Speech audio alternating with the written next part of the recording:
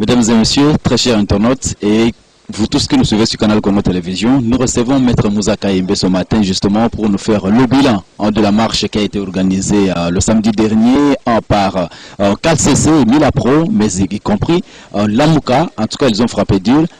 Maître Moussa, bonjour. Bonjour, monsieur le journaliste. Quel bilan faites-vous après votre démonstration de force du samedi passé? Bon, on ne sait pas encore faire un bilan, mais on est satisfait de la détermination de l'ensemble de notre peuple, particulièrement à Kinshasa. Parce qu'il ne suffisait pas de marcher, mais il suffisait aussi de lancer un message à travers cette marche pacifique. Et le peuple a répondu présent. Vous avez vu ce que vous avez vu. L'essentiel pour nous aujourd'hui, face à la détermination du peuple congolais, d'avoir une CENI dépolitisée, d'avoir des élections en 2023 et d'éviter toute fraude électorale à travers ce que nos amis de l'Union dite sacrée veulent bien donner à la République. Donc, pour nous, nous allons continuer à nous battre parce qu'il s'agit de la mise en application de l'article 64 de notre Constitution. Les Congolais, c'est partout où ils sont, ils doivent avoir en esprit qu'ils ont le devoir patriotique de défendre la nation lorsqu'il y a un pouvoir qui veut exercer, excusez-moi la tautologie, mais exercer un pouvoir en violation de la Constitution notamment. Nous voyons tout ce qui se passe en violation de la Constitution. Or, la Constitution, c'est notre dénominateur commun. Les élections crédibles, transparentes, de bonnes élections, ça doit être effective dans ce pays. Nous ne voulons plus du braquage électoral qui ne nous amène nulle part, qui n'apporte pas à la République les institutions fortes. Et le pays est en train de tourner en rond dans un environnement où on peut même bénéficier des 30 millions du Rwanda pour ériger ou construire un village moderne en République démocratique Congo avec les troupes rwandaises. C'est quand même une humiliation. Nous allons continuer à nous battre et nous demandons, nous lançons cet appel-là. Je suis le leader de Tchangou. Je pense qu'aujourd'hui, même si Ngobila a décrété illégalement la neutralité dans cette partie de la République, le peuple de Tchangou, le peuple de Kinshasa est plus que déterminé à faire échec à nos amis de l'Union sacrée qui veulent bien gagner les élections avant même que les élections s'organisent. Alors, autre chose, c'est que qu'est-ce qui explique l'absence de ces deux leaders, Martin Fayulu ainsi que Adolphe Muzito, lors de cette marche?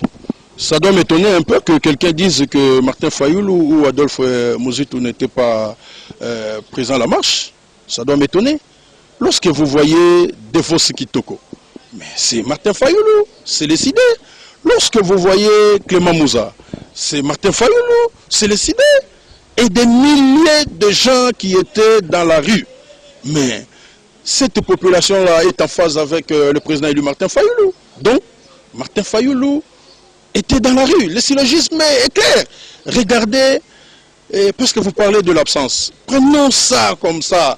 Mais des millions de gens dans la rue, selon votre réflexion, sans Martin Fayulu. Mais je vous dis que Martin Fayulu était dans la rue. Parce qu'il était là, nous étions là. Donc, voilà. Maître, nous pouvons juste dire qu'aujourd'hui, cette union, KCC, Milapro, Lamouka, FCC, c'est déjà un pacte qui est signé justement jusqu'à obtenir gain de cause. Nous n'allons pas dans les polémiques. L'article 64 n'a pas de couleur politique. C'est un appel lancé par les législateurs, c'est un devoir à tout Congolais et Congolaises. Donc, ce que nous voulons aujourd'hui, d'avoir de bonnes élections. Et les bonnes élections passent obligatoirement par une bonne CENI. Pas une CENI à la merci de l'Union sacrée, pas une CENI avec une loi taillée sur mesure. Tout ce que nous demandons, nous voyons ce que nous avons maintenant là et nous voyons l'avenir. Tout ce que nous demandons, qu'il y ait un consensus autour de cette question, notamment de la CENI.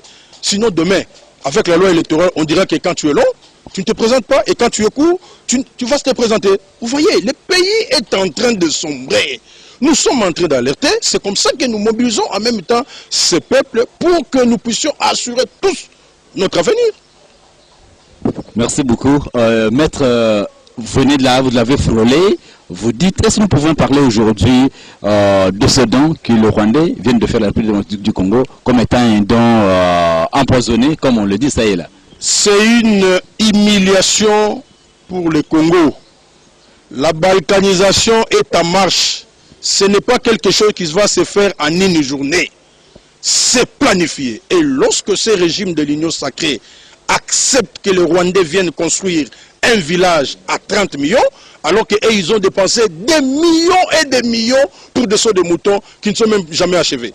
Donc, nous pensons que c'est vraiment une humiliation pour les Congolais. Et nous, en tant que membres de l'AMUCA, en tant que cadre de décider, nous demandons à la population de refuser que le Rwanda vienne au Congo pour construire un village à 30 millions.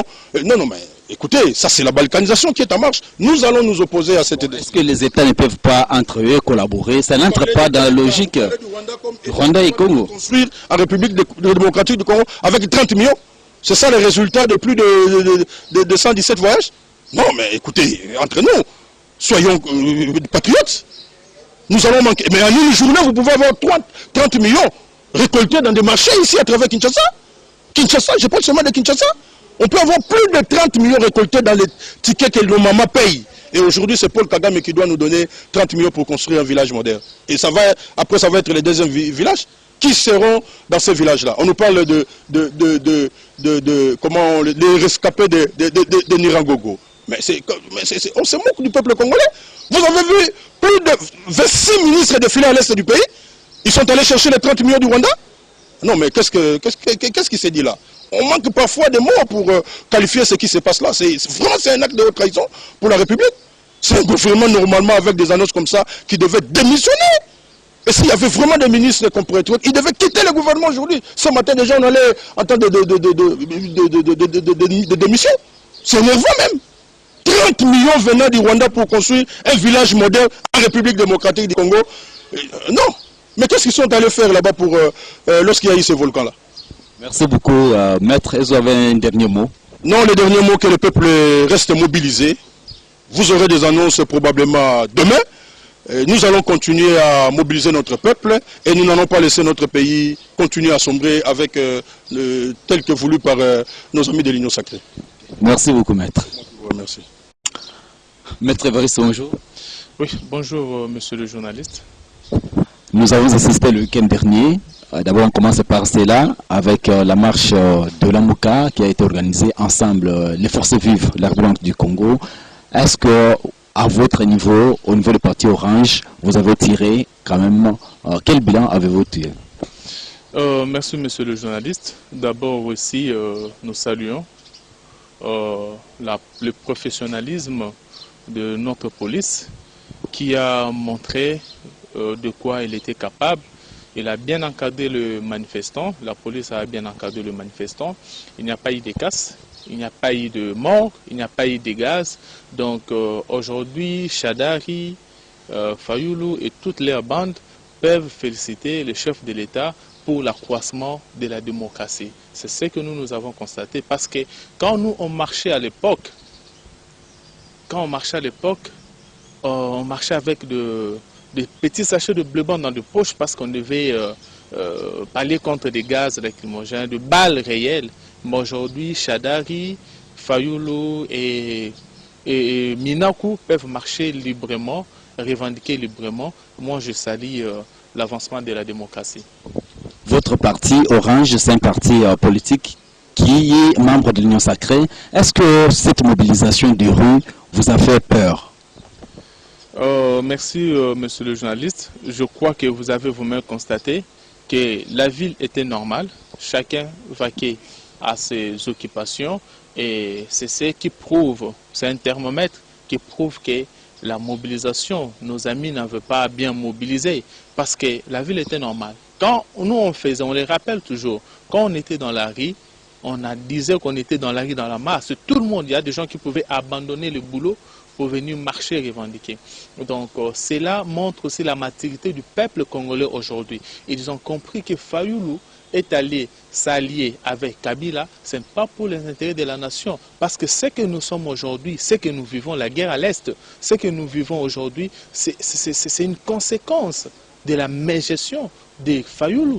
Il ne faut pas rappeler ici au peuple congolais que Chadari, qui aujourd'hui est en train de réclamer, de dire que nous marchons contre l'incompétence, nous marchons contre la dictature, il allait de rappeler à M. Chadari, pendant qu'il était ministre de l'Intérieur, ce qui s'est passé au Kasaï. Mes frères sont morts, il y a des Camerounais dans sa peau.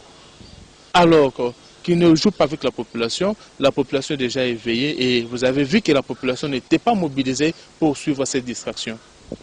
Maître reste encore à Kinshasa, justement aujourd'hui un mois de plus. En tout cas, nos enfants ne sont pas en train de partir à l'école. Comment voyez-vous, en tout cas, en peu de minutes, cette situation de la grève qui se poursuit encore jusqu'à aujourd'hui en RDC? Monsieur le journaliste, il y a lieu d'ici de signaler que, vous savez, parfois, nous, peuple congolais, quand on a le chef de l'État, la gratuité n'est pas une fabrication du chef de l'État. La gratuité est constitutionnelle. Vous voyez, le chef de l'État a juste appliqué cet article de la Constitution. Alors, aujourd'hui, l'échec de la gratuité, je ne sais pas c'est à l'avantage de qui, si ce n'est qu'aux ennemis du peuple. Donc, le chef de l'État, avec cette bonne volonté politique, que nos enfants, tous les enfants aillent à l'école, avait lancé la gratuité. C'est vrai, on peut dire aujourd'hui qu'il n'y avait pas, tout le monde n'était pas encore réuni pour la gratuité, mais il avait besoin du soutien. Mais tout ce qui a manqué, c'était l'engagement populaire pour soutenir cette gratuité. Et voilà, ça, là, on aurait tombé. Nous croyons que les pourparlers sont en cours. Bientôt, les enfants vont reprendre le chemin, aisément le chemin de l'école. Il n'y a rien à désespérer. Surtout, je vous dis, il n'y a rien. Parce que les choses vont de bien à mieux. Donc on peut espérer, il y a encore de l'espoir, il y a encore beaucoup de choses qui doivent être faites, mais le peuple congolais doit garder espoir. Bientôt, le tableau sombre que nous sommes en train de voir va changer parce que ce tableau sombre, nous avons hérité de la mégestion de Kabila qui est aujourd'hui allié de Fayulu. Faisons un saut de vol jusqu'à l'est aujourd'hui. On parle d'un village moderne qui sera construit à 30 millions de dollars provenant du Rwanda. Et on parle d'un cadeau empoisonné. Est-ce que vous partagez cette même analyse? Merci beaucoup, monsieur le journaliste. Je pense que là, c'est une information que vous me livrez. Alors, je ne sais pas donner un point de vue là-dessus. Je pense que nous sommes un État souverain, nous sommes un État responsable et nous luttons contre la balkanisation. Aussi longtemps que le chef de l'État ne sera là, même 1 centimètre du territoire national ne sera pas amputé. Là, le peuple doit être rassuré. Maître, est-ce qu'au nom de Parti Orange, par rapport à tous ces sujets, vous avez un dernier message à adresser à la population congolaise qui vous regarde? Peuple congolais, nous venons de très loin. Le trou est tellement profond et que ça demande du temps, ça demande de la volonté, ça demande de l'engagement. Je parle bien de l'engagement populaire. Nous, le peuple, nous devons nous engager pour soutenir les actions du chef de l'État. Soutenir les actions du chef de l'État, ce n'est pas seulement marcher dans la rue, chanter pour le chef de l'État, non. Mais c'est aussi en payant parfois des impôts, en payant les taxes. Ça va permettre à ce qu'il y ait de l'argent dans la caisse de l'État et l'État pourra mieux assumer ses responsabilités. C'est ce que je peux dire au peuple congolais. Tenons fort, demain nous appartient. Le Congo est à nous tous. Chacun dans son coin doit faire ce qui est mieux pour l'avancement du pays. Merci beaucoup, maître. Nous vous disons également merci, vous tous qui nous avez suivis sur la télévision, Canal Congo Télévision, mais également sur Domotiri TV. Nous vous disons merci et nous allons nous retrouver très prochainement avec un autre invité pour un autre sujet d'actualité de Domotiri. Nous vous disons merci et à